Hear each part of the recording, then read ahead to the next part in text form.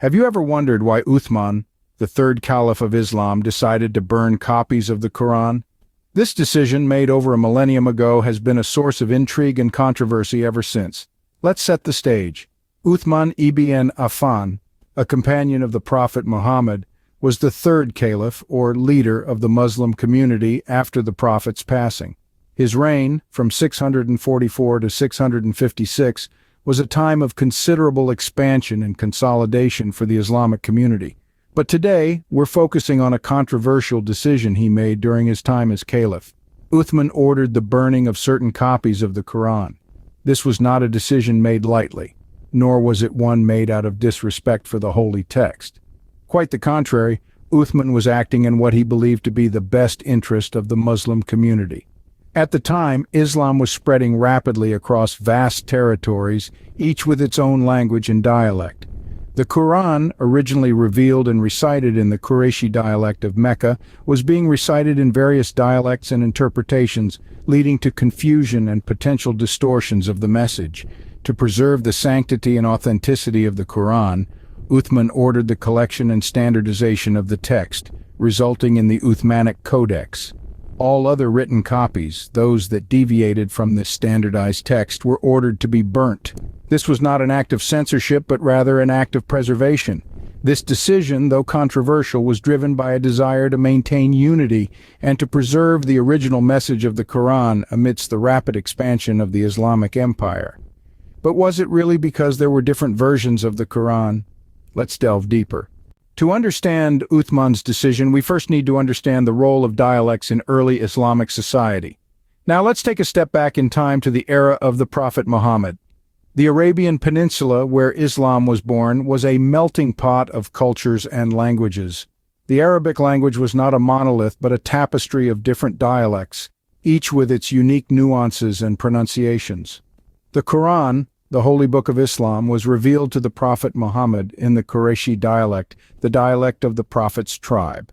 However, the Prophet, in his wisdom, permitted the Quran to be recited in the various dialects of the day. This was not a decision made lightly. It was a practical solution to ensure that the message of Islam reached as many people as possible in a form that they could understand and relate to.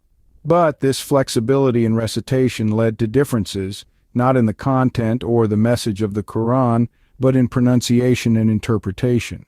For example, the word qalb, which means heart, could be pronounced differently in the various Arabic dialects. In some dialects, the Q sound might be replaced with a K sound, leading to qalb, which in Arabic means dog. The meaning of the word remained the same, but the pronunciation varied based on the dialect of the reciter. These differences were not significant enough to alter the meaning or essence of the Quran. They were minor variances in pronunciation, not in content. However, these differences did present a challenge. They created a potential for confusion among those who were not familiar with the different dialects. This was particularly the case for new converts to Islam, who might not have been well versed in the various Arabic dialects. This was the issue that Uthman, the third Caliph of Islam, faced. How could he ensure that the message of the Quran remained clear and consistent across all dialects and all regions? But did these differences in dialects lead to different versions of the Quran? Let's find out. The Quran, as we know it today, didn't exist in a bound book during the lifetime of the Prophet Muhammad. Instead, it was a living document, preserved through oral transmission and scattered written fragments. The process of compiling these fragments into a single definitive text was a monumental task, undertaken during the time of the first Caliph, Abu Bakr. After the Prophet's death, the Muslim community was engaged in several battles. In one such battle, many memorizers of the Quran were martyred.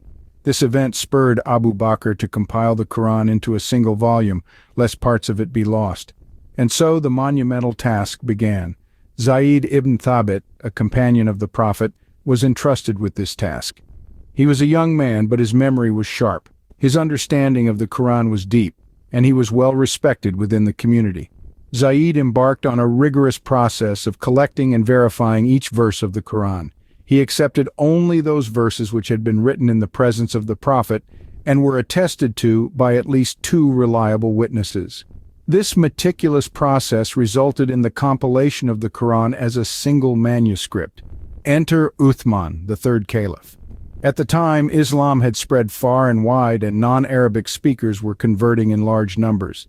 The Quran was being recited in various dialects, which led to differences in pronunciation and interpretation. Uthman was concerned about the potential for misunderstanding and division. So he ordered that copies of the Quran be made from Abu Bakr's original manuscript and sent to major Islamic provinces. All other copies, fragments, and variations were ordered to be burned. This was not an act of destruction but of preservation, to maintain the unity of the Quran and the Muslim community. So if there was only one compilation, why did Uthman decide to burn copies of the Quran? Now that we understand the context, let's discuss Uthman's decision to burn copies of the Quran. Uthman, the third Caliph of Islam, made a controversial decision during his reign. He ordered the burning of all copies of the Quran that didn't align with the version compiled during the Caliphate of Abu Bakr. This decision wasn't arbitrary. It was a response to the dialect issue that was threatening to fracture the unity of the Muslim community. Remember how we discussed the Quran being revealed in 7 dialects? Well, as Islam spread across diverse regions, these dialectal variations led to discrepancies in the recitation of the Quran. Disputes arose and some even started considering their dialectal version as superior. This was a cause for concern, as it posed a risk to the unity and integrity of the Islamic faith. Uthman recognized this. He saw the need for a standardized Quran that would be universally accepted by the entire Muslim community, irrespective of their regional or linguistic backgrounds. The burning of the non-standardized copies was a means to this end, a way to preserve the unity of the Muslim community and the authenticity of the Quran. But not everyone agreed with Uthman's decision. Critics argued that burning the copies was an extreme measure. However, it's vital to remember that Uthman didn't make this decision alone. He consulted with the companions of the Prophet who agreed that this was the best course of action. Uthman's decision may seem harsh to some, but it was an attempt to protect the integrity of the Quran and the unity of the Muslim community. It wasn't about suppressing different versions, it was about standardizing the Quran to ensure it remained the same for all Muslims, regardless of their dialect or region. But what does this mean for the Quran that we have today? Today, the Quran is recited in various dialects across the globe. The beauty of this sacred text lies not only in its spiritual message but also in its linguistic richness. It's a testament to the diversity of the Muslim community that spans every corner of the world. So how does the dialect factor into the recitation of the Quran in the modern era? And what influence did Uthman's decision have on this aspect? The recitation of the Quran, or tajweed, is an art that requires precision and understanding of the Arabic language. The dialects, or aruf as they are known, were initially a means to facilitate the spread of Islam, allowing the Quran to be understood and recited by various Arab tribes, each with their unique dialect. Uthman's decision to burn certain copies of the Quran was not due to different versions of the text, but rather a measure taken to standardize the written Quran. This was to avoid any potential misinterpretations or distortions that could arise from the various dialects. In the modern era, the influence of Uthman's decision is clear.